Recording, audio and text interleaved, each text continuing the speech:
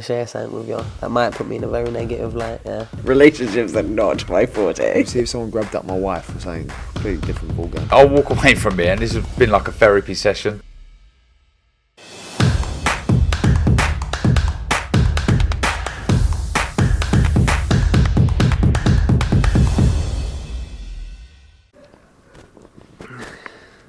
Right, Jazza? Let's do it. Andrew McCART, IFL TV, proudly sponsored by Everlast. I'm here in Liverpool at Derry Matthews Gym. I've just been offered another spar today with Jazza Dickens after you see me get blitzed by Liam Smith, another scouser that wants to beat me up. Why? You're like Joe Lewis, aren't you? Bum in the Monk campaign coming down here doing all the scousers in, so yeah, it was a pleasure. You've just done 6 rounds there, a little Saturday afternoon shakedown with Miles. Yeah, you're ticking over. You've not got a fight there yet, I don't believe, but you're still training hard, you're still ticking over. Yeah, always, and it's just what I like to do at my time anyway, even if I went in camp, just it's a pastime really. I don't go a day without training, so maybe have one day off a week or what, spend it with my family, but yeah, it's just something I like to do, and if I want to go to boxing tonight, it won't feel right that I don't do my own thing first, you know. Well, you're going to the boxing tonight. I mean, the boxing is here in Liverpool. You've got Paddy Lacey on the card, you've got Peter McGrail on the card. It's some talent there, especially with young Peter McGrail, who's probably, Tony Bellew himself said, probably the best amateur to come out of Liverpool. You agree? Yeah, who have we got from? We've had a good few Olympians, haven't we? But yeah, I could say so, yeah, definitely. I would say he's the most decorated amateur, by far, probably, yeah. Am I right there, yeah? Yeah, I would say so. Yeah. And talent-wise, even if he hasn't the talent, the medals that he hasn't picked up, talent-wise, he's just an unbelievable fighter. He's amazing to watch. You're watching him, and you laugh. I was in the kid when Peter was a kid. I was in the same gym as him, and you just laugh watching him. And Andrew Kane, some good fighters in there, and you're just laughing at him watching. Like, it makes you happy to watch, you know. Yeah.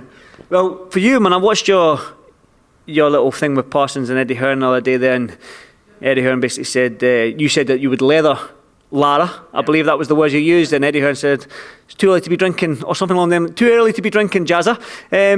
You didn't have a comeback straight away, but have you got a comeback now? No, he was that sharp, Eddie was that sharp. I'm still a bit dazed from the comment, but no, I will leather him, you know. And he has to say, as a promoter, don't he? If I was Eddie's fighter, then he'd be saying the same thing about me, you know. And I'm in a position where I'm knocking on the door for world titles. I'm the IBO world champion at the minute, so yeah. And I think later on in the conversation, I say to Eddie, I'm the only man in England with a belt, you know, the only man in the UK with a world title right now. So you can't knock me down that much. You know what I mean? Eddie's quite shrewd. Business-wise, he's very, very good at what he does. So, yeah, take me hats off to Eddie, but in that one, I had to hold my own, you know. Did he do you? He done you, didn't he? He stung me big time, and he did. He doesn't just have Lara, though. He does have you're the only man in England with the belt. He does have Warrington. He does have Wood. Now, it looks like them two are probably going to clash at some stage. But like I said, you are the one with the belt, and he does have Lara, Wood, and Warrington. So, do you have a message for Eddie? Do you? I mean, he's been in Liverpool for 3 days. I would half expect you to come to the Hilton with with your belt around your waist and say, Eddie, listen, let's go. Give me one of them. Yeah, like Ali when he turns up at George Foreman's house. Right, yeah. On a big school bus full of loads of scousers. No, I don't really have a message for Eddie, you know what I mean? Eddie's brilliant at what he does, and he knows exactly what he's doing. You know, I think he's got a thing going on there, a trio with them lads. But you know what, I'm here. If them lads don't want to fight, let's make it happen, Eddie. You know what I mean? Let's make it happen for British boxing. You say you know it's all about British boxing. That's why you do it. That's why I do it too. I'm sure that's why these lads do it. It's a get me involved. You know what I mean? I have my own promotional company, and we're working on big fights ourselves, but you know, let's just give the fans what they want to see. I've already boxed Leigh Wood before, and I believe I'll leather him, and Josh Warrington too, but I don't believe I know will. I'll leather a lot of them, so yeah, let's make it happen. What do you have to do though, Jazz? I mean, it's all well and good telling me and speaking on the camera and letting everybody know that you will leather these people, but in terms of getting these fights and getting them nailed on, do you have to put pressure on sort of your management, Eddie and all the rest of them, to get these fights made? Yeah, well, it's their job, innit, to make these fights. I think right now I'm in good form, in great form. Same with Peter Taylor. My career's I'm probably at the best I've ever been right now. You know what I mean? It's physical wise. Let's get the ball rolling. You know, I'm waiting on some big news, and I'm not in control of that.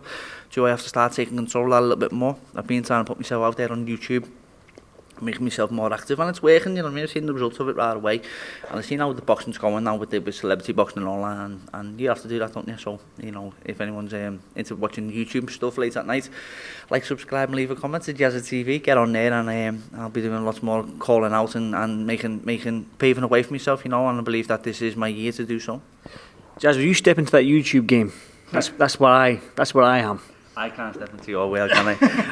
I feel a bit uneasy just saying that to you, and I'm hearing through the grapevine that you're going to be on one of these celebrity cards, and I don't know how true it is, but I heard that there's something big coming for you. Oh, really? Well, listen, if you probably know more than me then, Jazza, but I'm trying to get on one of these little cards. But I think people are going to think I'm an easy touch now after I got blitzed by Liam Smith yesterday. He dropped me a beautiful left hook to the body.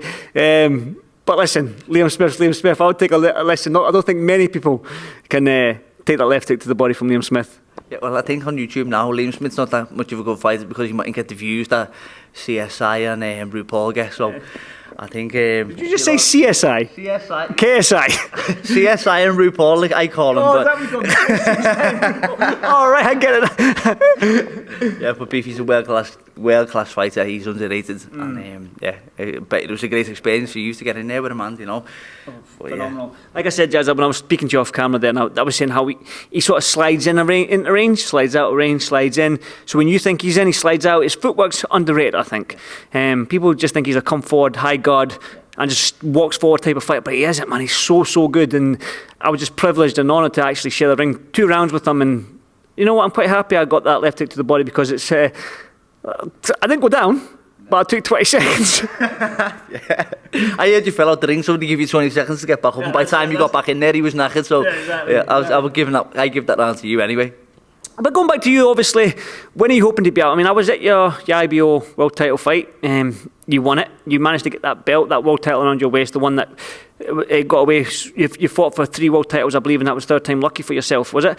Yeah, so I know you probably can't say much, but do you have anything in line for when you're going to get out? We've something in the pipeline I can't talk about right now, but, you know, still open to bigger fights. I would happily drop what's in the pipeline right now for the fight with Warrington, Leigh Wood. I've had more world title fights than Leigh Wood, you know. I beat Leigh Wood. Yeah, that's what people forget. I'm not fucking trying to blow my own trumpet here, but I'm just talking facts. I've had more world title experience than Leigh Wood. And has he ever won a world title? Won one? He won the interim, didn't he? People knock me up saying the IBO and all that. He never won a world title, did he? He defends it. He called it a mandatory fight, you know. He never won a world title. I've had more experience and more accomplished than Leigh Wood. The fight with Josh Warrington's a big fight. Even Michael Collin. Anyone of them, you know. I'm here for big fights, and I don't want to go backwards. It's pointless going backwards, you know what I mean? Because I'm better than these fighters. Don't treat me like a fucking 2nd-class fighter. I'm better than these fighters. Well, that's Mick Collin. There was whispers about that. I don't know how true these whispers were, but yeah, Mick Collin looks like, I'm hearing as well, he's going to get the Lopez fight. So Mick Collin, in the ideal world, Mick Collin beats Lopez, wins that belt, unifies against you for the IBO. Yeah, well, I'm saying in Ireland, it's a big fight in Ireland. People always talk all the Irish. It's like they support me down in the south. They support me to win that fight, and you know I'll win that fight. I'm happy for Mick. First and foremost, I'm happy for him that he got the fight, and I hope he wins it. I think he can win it, but yeah, it'd be a great defence, and I'd happily fight in Ireland, you know. Should we bring Miles in? Miles, you coming in? Quickly. Miles here is my mate from Ireland. We've done sparring in Ireland. Miles over the boxing this weekend and messaged me saying he's just a bit of a warmonger like me. Yeah, Miles, get in there, lads. We had a good little spar today, didn't we? Lads, good to be here in Liverpool with Jazz. We got 6 rounds done, but got a little bit of cut. I think if it wasn't for the cut, 15, 20 rounds. There was no stopping us. But this man is ready for his shot. Well, Miles, let me ask you then. Obviously, it was 6 rounds there, but you got an elbow to the side of the face, and obviously in the 4th. But you went a bit like Rocky there, man. 2 more rounds, let's go with the blood. I always go with a mindset of either get cut or don't get cut. We're in there sparring, we're learning, so he don't need to stop. He can keep the momentum going, not knock me out or push on me, but just keep that mentality going as if he was in a real fight. Because you're in a real fight, he's not going to stop. Pressure's on. You see blood is dead. Kill him. Get him. I've got to keep this short because I've not got a tripod and my shoulder's absolutely killing me holding this camera. That's why it's all shaky. But Miles, you've shared the ring with Jazza a good few times. How good is this man? World level. Unbelievable. Every time he comes up with something different, he keeps teaching me. He keeps, even outside the ring, he keeps telling me he's one to watch out for. And once he gets his shot, the belt's going to be around his waist. Jazza, one final one. You've got a final message for these featherweights? Mate, Savvy, you fucking gangus little knobheads. That's not you, Jazza. See, even when you try and be mean, you can't do it. Show me your other cut, man. Come here already. Better cut. Show me your other See, look what he did, look. That's how mean he is. He's got two. He's got one in his head there as well. Yeah, and he did that one. No, he did. He's a real fighter, man. I respect Miles because when you say come spar Miles, he just turns up and he's a real fighter, man. This is what we do on Saturday mornings, isn't it, lads? Saturday Before morning, our breakfast. nothing else to be done. There we go. Listen, boys, I enjoyed watching you. I could have done a couple of rounds with you, but man, the cut put me off. So, yeah, I'll see you at the show tonight. Jazza, nice meeting you, Miles, and until the next one. Cheers, guys. Nice one, Frank.